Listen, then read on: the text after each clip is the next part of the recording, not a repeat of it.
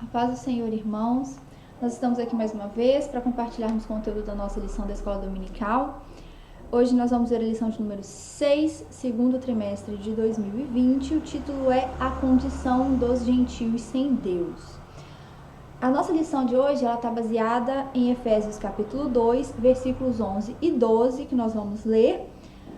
Como os irmãos já têm visto, já têm acompanhado, toda a nossa lição desse trimestre é baseada no livro de Efésios.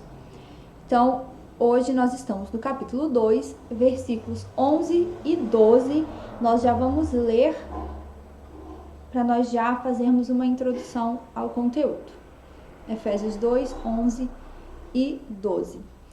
Portanto, lembrai-vos de que vós, noutro tempo, erais gentios na carne, e chamados incircuncisão pelos que na carne se chamam circuncisão, feita pela mão dos homens. Que naquele tempo estavais sem Cristo, separados da comunidade de Israel, estranhos aos concertos da promessa, não tendo esperança e sem Deus no mundo. Então, todo o nosso foco hoje vai ser baseado nesses dois versículos. Nós vamos entender algumas coisas em complemento àquilo que nós já vínhamos falando em todas as lições para trás e acrescentando alguns novos conceitos. Então, basicamente, a gente vai trabalhar a ideia de que, vamos fazer uma linha aqui, todos os homens estavam condenados pelo pecado. A gente já viu isso nas lições passadas. A partir do momento em que o pecado entra no mundo através de Adão, todos os homens passam a estar na condição de pecadores. E Deus fez um plano de salvação, que viria o Salvador para o mundo. Mas para isso acontecer, Deus escolheu um povo e fez com esse povo uma aliança. Que povo é esse? O povo de Israel. Para que a partir desse povo viesse o Salvador. E a partir do momento que o Salvador vem, que Jesus Cristo vem ao mundo e que se abre então o tempo da graça, da salvação pela graça de Deus através do sacrifício de Jesus, novamente todos os povos passam a estar debaixo da mesma condição, tanto judeus quanto gentios. Gentios são aqueles que não são judeus. Ou seja, todos passam a estar novamente debaixo da carência da graça de Deus para a salvação. E Jesus passa então a ser a única fonte de religação do homem com Deus. E nesse texto que nós lemos aqui de Efésios 2, 11 e 12, Paulo está exatamente lembrando àqueles irmãos essa situação. Lembrando a eles que antes de Jesus, eles eram um povo que não tinha direito, que estava separado da nação de Israel, que era chamado de incircuncisão, de que não tinha direito às promessas de Deus, mas que agora eles podem ser povo de Deus. E se a gente pegar os escritos de Paulo, ele sempre vai falar sobre esse assunto. Ele sempre vai lembrar a questão dos judeus e dos gentios com dois objetivos principais.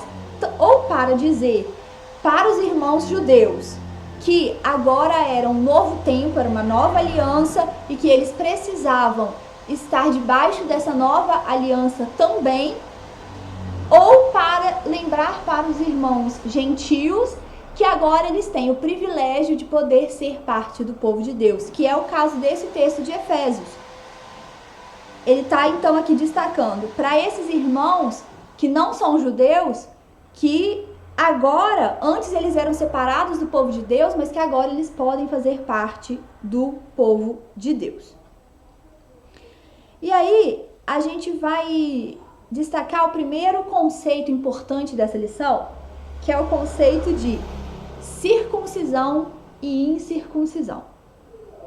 Porque se a gente olhar lá no versículo, Paulo diz para os irmãos o seguinte, que eles eram chamados incircuncisão pelos que na carne se chamam circuncisão.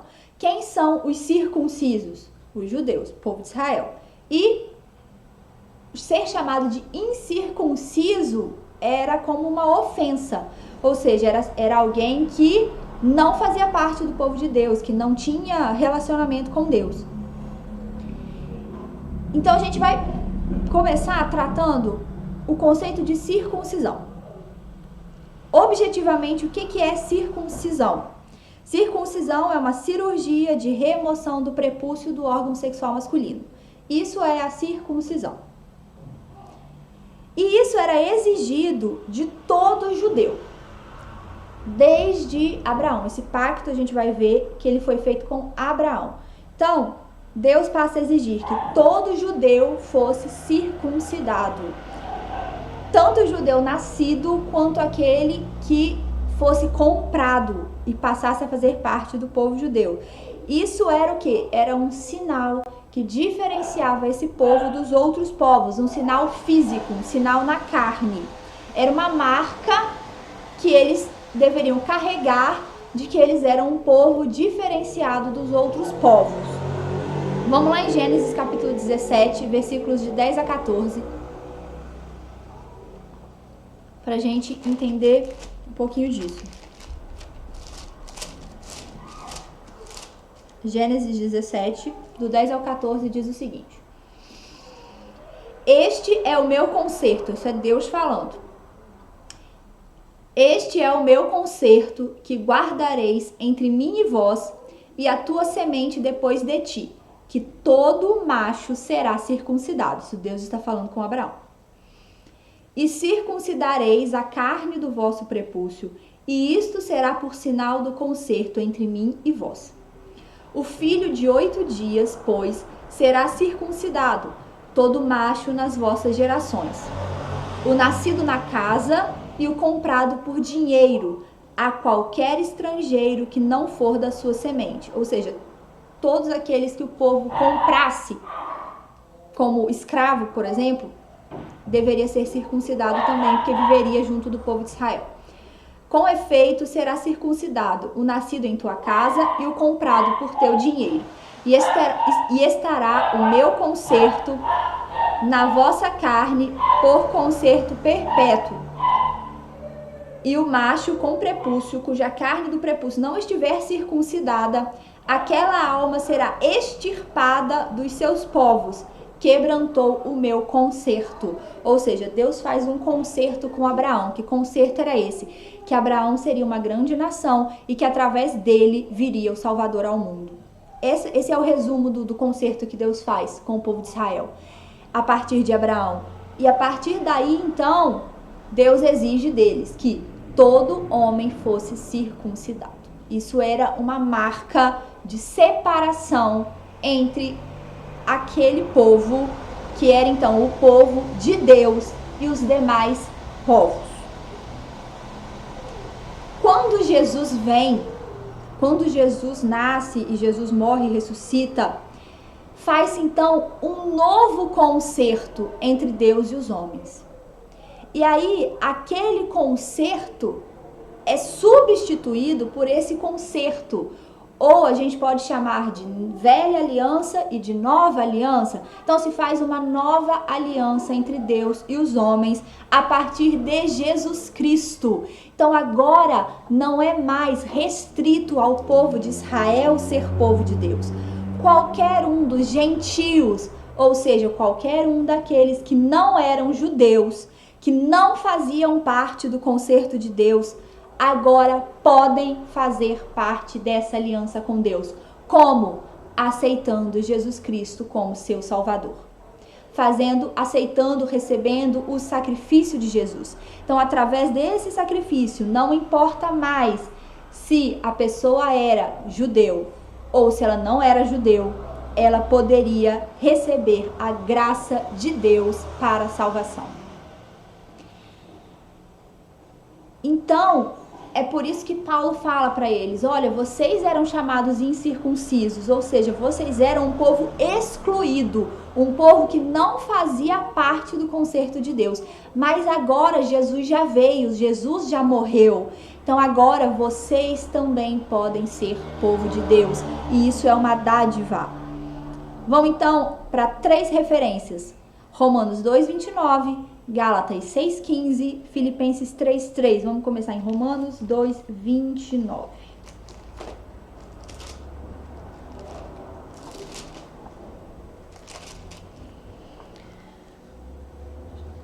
Romanos 2:29 vai nos dizer o seguinte: mas é judeu o que o é no interior, e circuncisão a que é do coração, no espírito, não na letra, cujo louvor não provém dos homens, mas de Deus.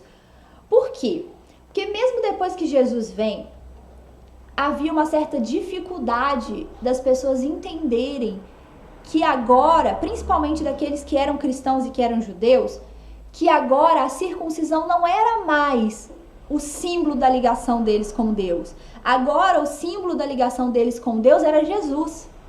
E era aceitar o sacrifício de Jesus. Então, não era mais necessário que aqueles irmãos que se convertessem se circuncidassem, porque aquele símbolo era de um pacto anterior, antes de Cristo. A partir de Cristo, aquilo não fazia mais sentido. Deus fez uma aliança nova com as pessoas. Então, aqui em Romanos, Paulo está destacando que judeu circuncidado é aquele que é circuncidado no seu coração. Não importa mais ser ou não ser circuncidado na carne. A circuncisão agora ela é feita pelo Espírito. Ou seja, é interior. Ou seja, a marca que você recebe de estar ligado com Deus, de ser povo de Deus, você recebe no seu interior. E é o Espírito de Deus. Não é mais uma marca física. Gálatas 6,15.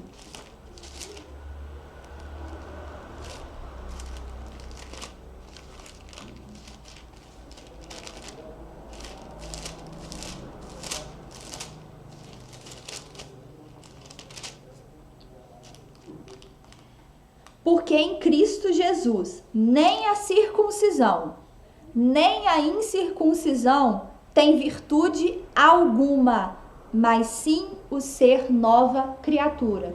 Então, mais uma vez, referendando essa ideia. Não importa mais se você é circuncidado ou se você não é circuncidado. Isso não significa nada. O que significa é se você nasceu de novo em Jesus Cristo.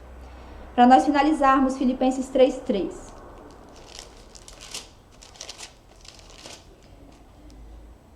Porque a circuncisão somos nós, que servimos a Deus no Espírito e nos gloriamos em Jesus Cristo e não confiamos na carne. Mais uma referência para referendar essa ideia. Sempre, vocês podem ver como eu disse lá no início, que Paulo sempre vai destacar esse assunto, porque era muito difícil para aqueles irmãos que estavam vivendo ali pouco tempo depois da vinda de Jesus entender isso, que eles não precisavam mais guardar aquele símbolo da velha aliança. E para os irmãos novos entenderem o tamanho do privilégio que eles tinham recebido, de que agora foi aberto para eles também fazer parte do povo de Deus em patamar de igualdade, vamos dizer assim, com aqueles que eram o povo escolhido de Deus antes de Jesus. Agora a gente vai trabalhar com duas referências que são um pouquinho maiores e também para a gente entender bem aprofundado esse tema. Então a gente vai para Gálatas, capítulo 3, nós vamos ler dos versículos 6 ao 9 e depois do 22 ao 29.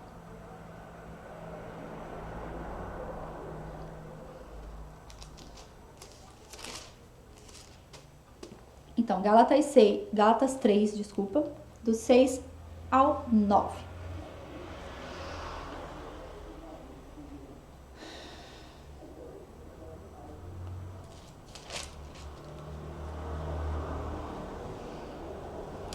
É o caso de Abraão, que creu em Deus e isso lhe foi imputado como justiça. Sabei, pois, que os que são da fé são filhos de Abraão. Ora, tendo a Escritura previsto que Deus havia de justificar pela fé os gentios, anunciou primeiro o evangelho a Abraão, dizendo: todas as nações serão benditas em ti. De sorte que os que são da fé são benditos com o crente Abraão. O que esse texto está dizendo? Que Deus fez um concerto com Abraão. Deus chamou Abraão, fez com ele um concerto de que através dele viria um povo, que desse povo viria o Messias. Mas esse concerto foi feito com Abraão pela fé, porque ele creu em Deus. Por quê? Porque Deus, desde o princípio, determinou que a salvação seria pela fé. E olha o que diz o versículo 8. Deus previu que havia de justificar os gentios pela fé. Ou seja, os gentios, aqueles que teriam acesso a Deus depois de Jesus Cristo, eles seriam salvos pela fé em Jesus. Então Deus anunciou primeiro essas coisas a Abraão. Por quê? Porque Deus precisava separar um povo que fosse um povo ligado a Deus para que através desse povo nascesse Jesus. Então Deus faz esse concerto com Abraão, mas esse concerto é feito pela fé, porque Abraão crê em Deus quando Deus se revela para ele. Então, através de Abraão, nasceria aquele povo que seria separado por Deus, mas Deus já diz a ele o seguinte, que através dele, que ele seria o pai da fé, que todos aqueles que crescem lá na frente, que crescem em Deus e que crescem em Jesus, seriam chamados também filhos de Abraão. Por quê? Porque o concerto de Deus com Abraão foi um concerto pela fé. Seguindo então do versículo 22 agora até o 29... Mas a Escritura encerrou tudo debaixo do pecado. Ou seja, todos os homens foram colocados num patamar de igualdade, todos são pecadores. Para que a promessa pela fé em Jesus Cristo fosse dada aos crentes. Mas antes que a fé viesse, estávamos guardados debaixo da lei e encerrados para aquela fé que se havia de manifestar. Ou seja, até que Jesus viesse, aquele povo que era chamado povo de Deus, eles estavam guardados debaixo de uma lei. A gente sabe que lei é essa, a lei de Moisés.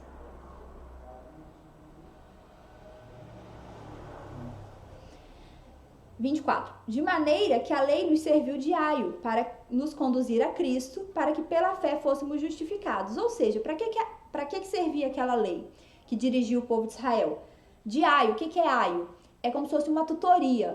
É como se a Bíblia está nos dizendo o seguinte, a lei servia para aquele povo como uma babá. Então, vocês vão viver aqui debaixo dessas ordenanças, dessa babá, esse tutor, até Jesus vir. Quando Jesus vier, vocês não vão precisar mais dessa babá. Porque aí vocês já vão estar abertos para a fé. Mas depois que a fé veio, já não estamos debaixo de aio, ou seja, a gente não precisa mais disso, porque agora a gente tem a revelação da fé, que é Jesus Cristo.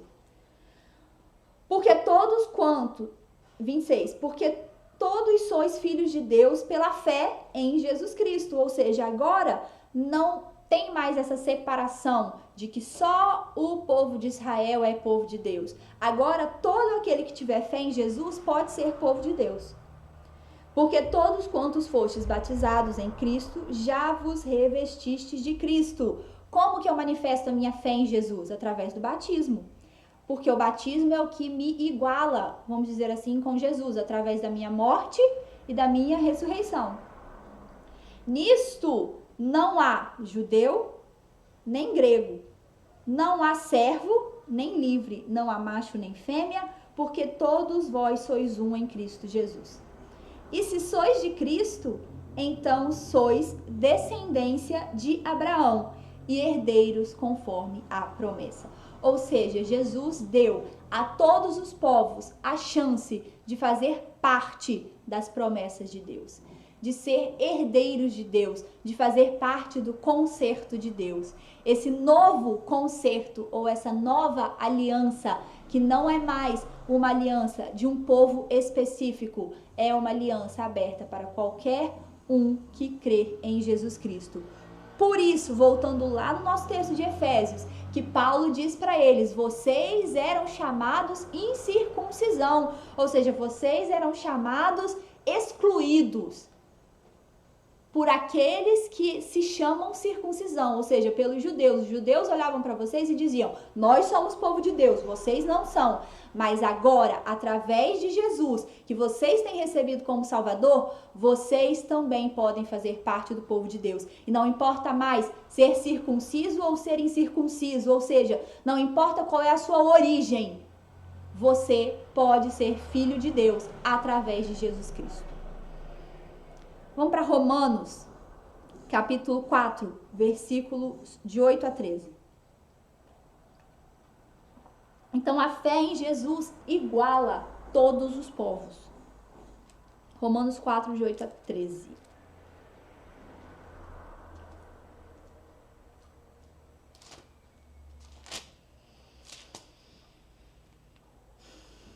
Vamos lá. Bem-aventurado o homem a quem o Senhor não imputa o pecado. Vem, pois, esta bem-aventurança sobre a circuncisão somente ou também sobre a incircuncisão? Porque dizemos que a fé foi imputada como justiça a Abraão. Como lhe foi, pois, imputada? Estando na circuncisão ou na incircuncisão? Não na circuncisão, mas na incircuncisão. O que isso está dizendo? A fé foi imputada a Abraão como justiça. Mas nesse momento em que Abraão foi chamado e ele creu em Deus, e foi prometido a ele que ele seria o pai da fé, ele era circuncidado ou incircuncidado? Nesse momento, Abraão era incircunciso. Por quê? Porque Deus ainda não tinha feito esse desígnio com Abraão.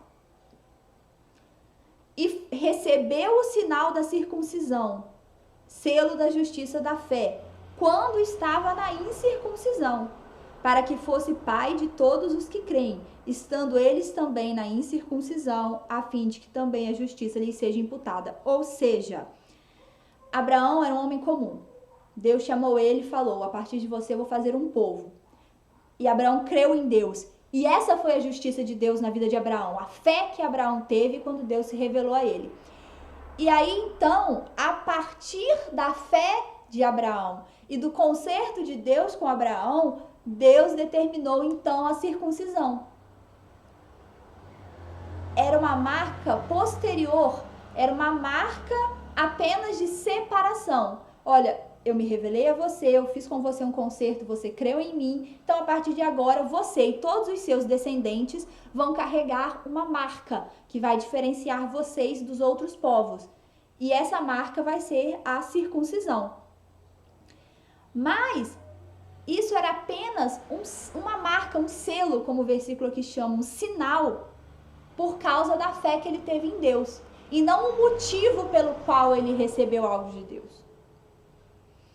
E fosse pai da circuncisão daqueles que não somente são da circuncisão, mas que também andam nas pisadas daquela fé de Abraão, nosso pai, que tivera na incircuncisão. Porque a promessa de que havia de ser herdeiro do mundo não foi feita pela lei a Abraão ou a sua posteridade, mas pela justiça da fé. Ou seja, o concerto de Deus com as pessoas sempre é mediante a fé. Hoje é mediante a fé em Jesus, porque Jesus já se revelou. Nesse tempo, antes da revelação de Cristo, era mediante a fé direta que as pessoas tinham em Deus. Deus se revelava aos homens e esses homens criam em Deus. Como Noé creu, como Abraão creu e como outros creram. Então, o que Paulo está dizendo? Porque se a gente pegar esse contexto aqui em que Paulo está falando para pessoas que já viviam debaixo dessa tradição judaica há muitos anos, e aquilo fazia parte da vida deles de uma forma muito forte. Então é muito difícil para eles entenderem, e por isso Paulo fala tanto sobre essa questão de que, olha só, o que Deus consertou lá com o pai de vocês, Abraão, foi por fé. O que veio depois, a determinação da circuncisão, a lei que foi dada depois a Moisés, tudo isso foi apenas para guardar vocês como um povo separado de onde viria o Messias. A partir do momento que o Messias veio, vocês não precisam mais guardar essas coisas. Vocês podem voltar à simplicidade da fé. Aquele que crê em Jesus e é batizado será salvo. E esses símbolos, esses ritos, não têm mais validade. Então, a circuncisão não é mais necessária. Por quê? Porque o tempo da aliança de Deus com os homens, que foi representado por essa circuncisão, acabou em Jesus. Agora, nós, como povo de Deus, temos um sinal de povo de Deus, mas não é mais um sinal feito na carne. Ir lá e pegar um pedaço de carne e cortar. Não é mais isso. É algo que é feito internamente pela presença do Espírito Santo. É uma marca espiritual. Nós vivemos uma aliança nova, o tempo da graça de Deus. E aí, nesse texto de Efésios, Paulo ele vai continuar destacando algumas questões. Vamos voltar lá no texto, Efésios 2. Efésios 2:12.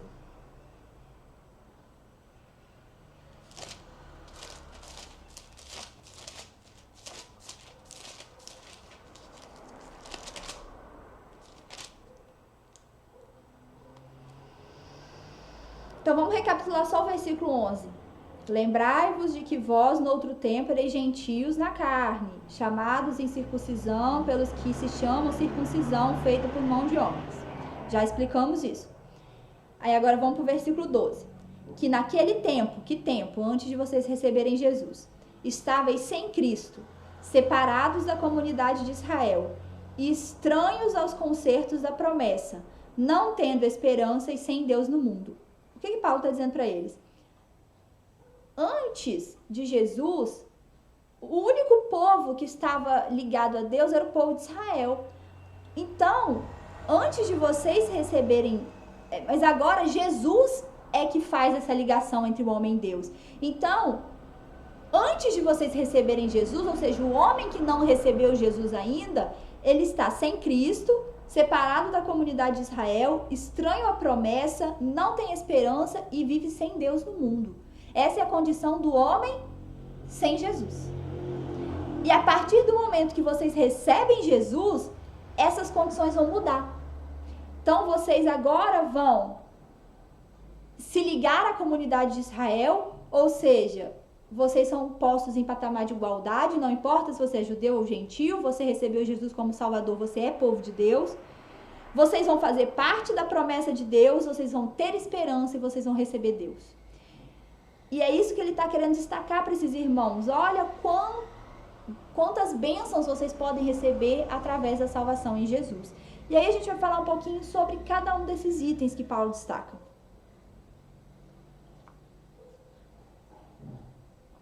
Primeiro, o homem sem Cristo. Ou seja, antes da nossa regeneração, nós não tínhamos Jesus. E aí eu quero destacar uma questão aqui que é o seguinte. Nem todos os caminhos levam a Deus. Na verdade, todos os caminhos não levam a Deus. Existe um caminho que leva a Deus. Jesus Cristo.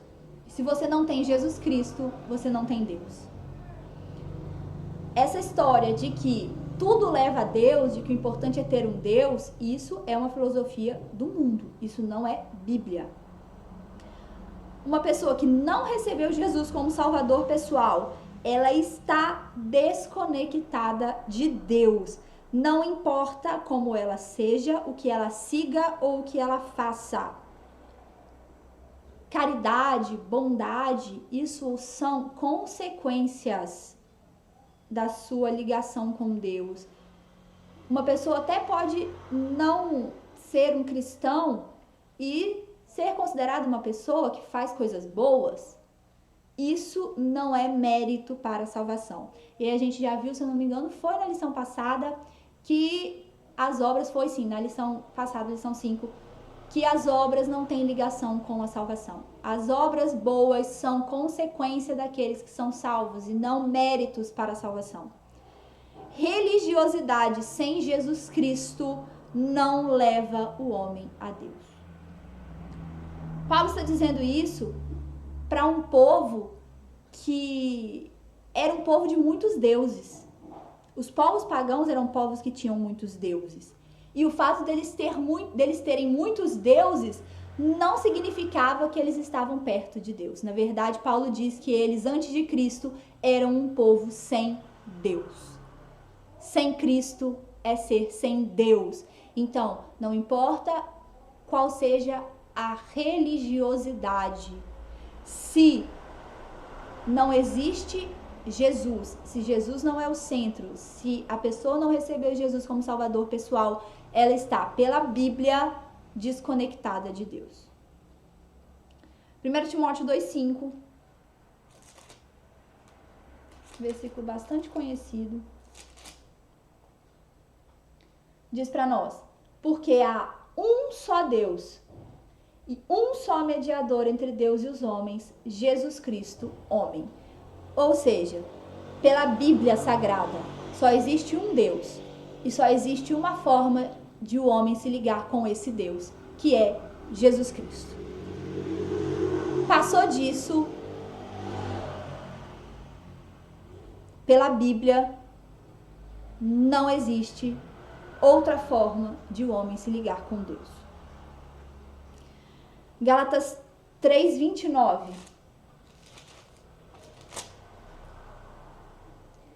E se sois de Cristo, então sois descendência de Abraão e herdeiros conforme a promessa.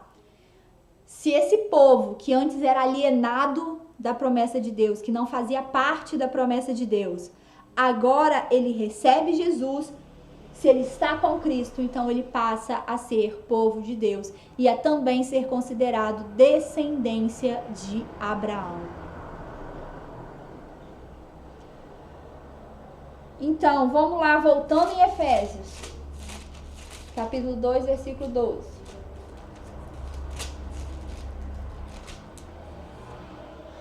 Sem Cristo, separados da comunidade de Israel, estranhos ao concerto da promessa, sem esperança e sem Deus no mundo. E aí eu quero destacar aqui, como último ponto, o homem sem Deus, ele é um homem sem esperança. A ausência de Deus significa falta de esperança e de paz. Vamos para Romanos, capítulo 5, versículos de 1 a 5.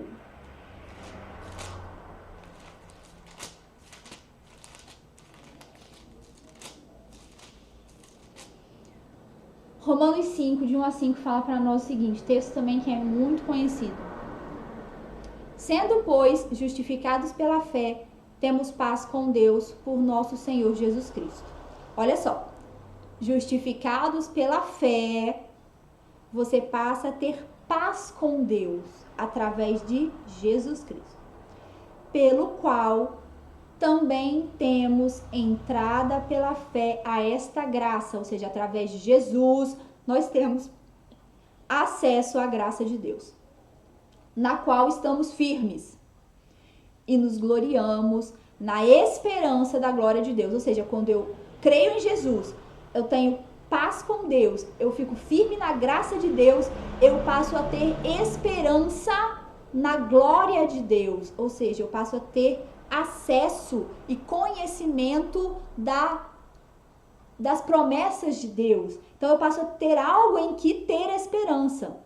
E não somente isto, mas também nos gloriamos nas tribulações, sabendo que a tribulação produz a paciência. Então, por que eu me glorio na tribulação?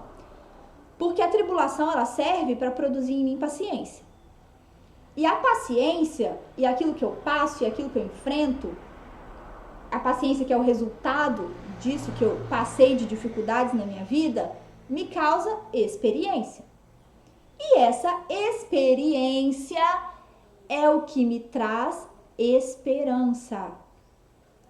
E a esperança não traz confusão, porquanto o amor de Deus está derramado em nosso coração pelo Espírito Santo que nos foi dado.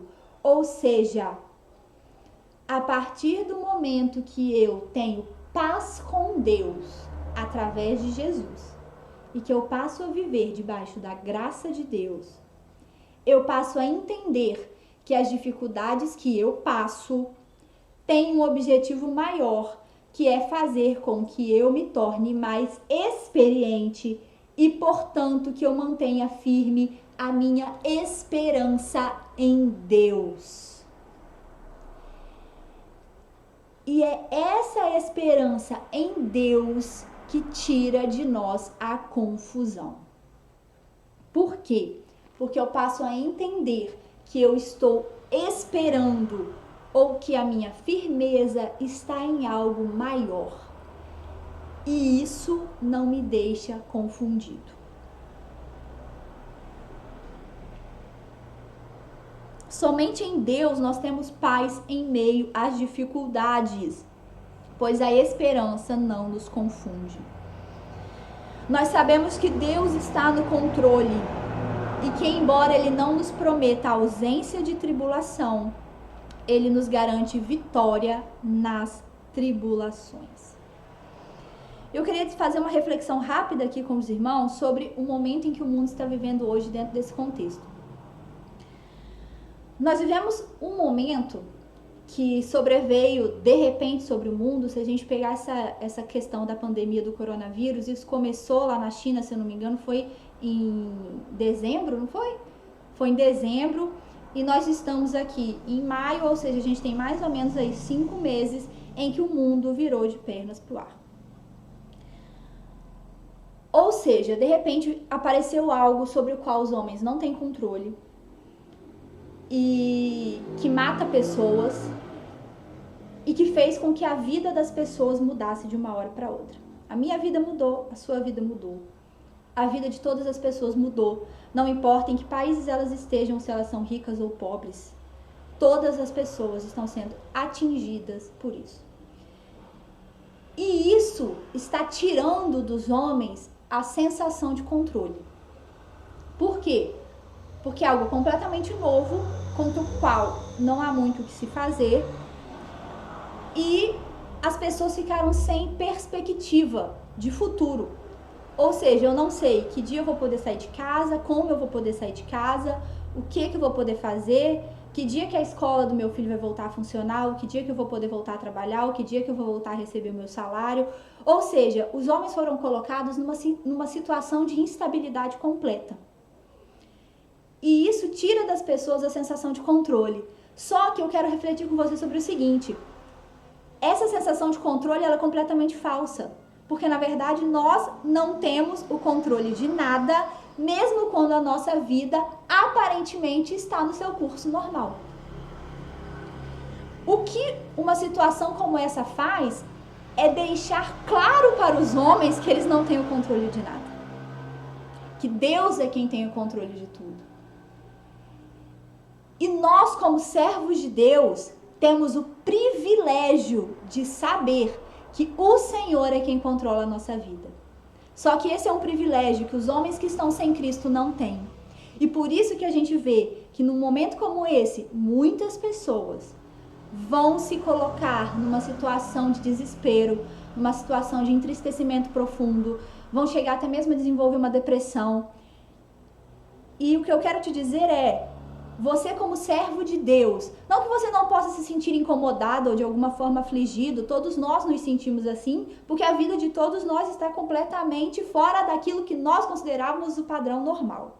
Então, é lógico que você pode se sentir em algum momento entristecido ou chateado, ou até numa situação de dificuldade, mas o que a gente tem que entender é que como servo de Deus, nós temos o privilégio de saber que Deus está no controle.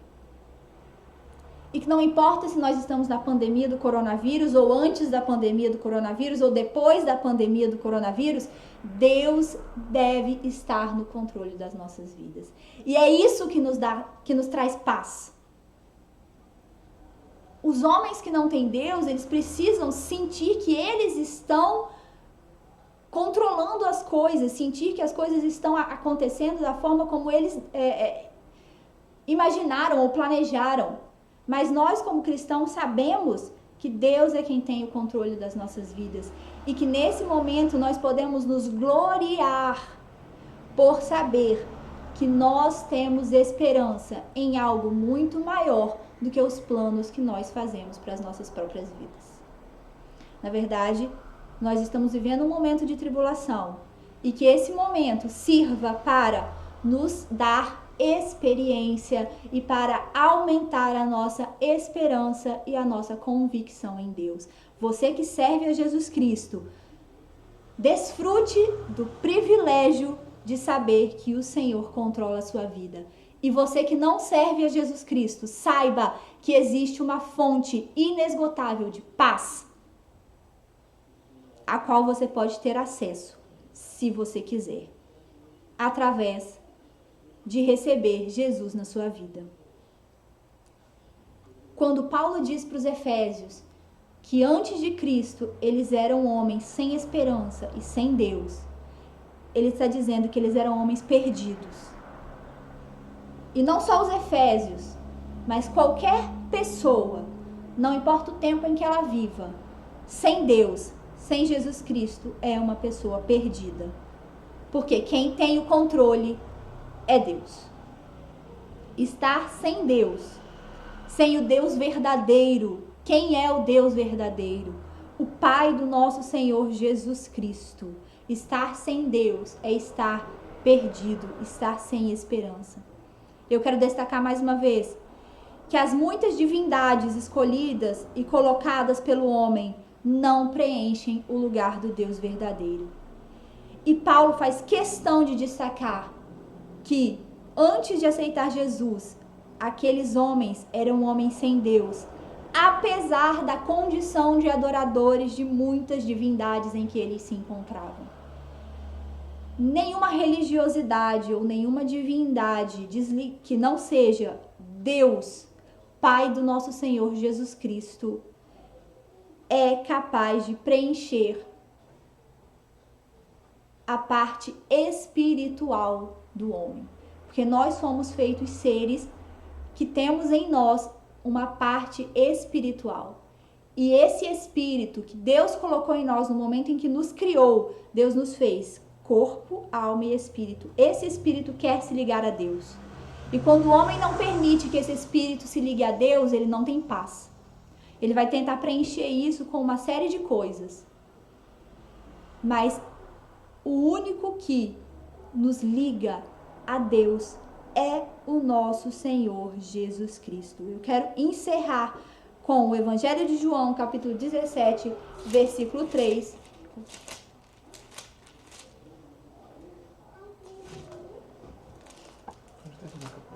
Evangelho de João, capítulo 17, versículo 3.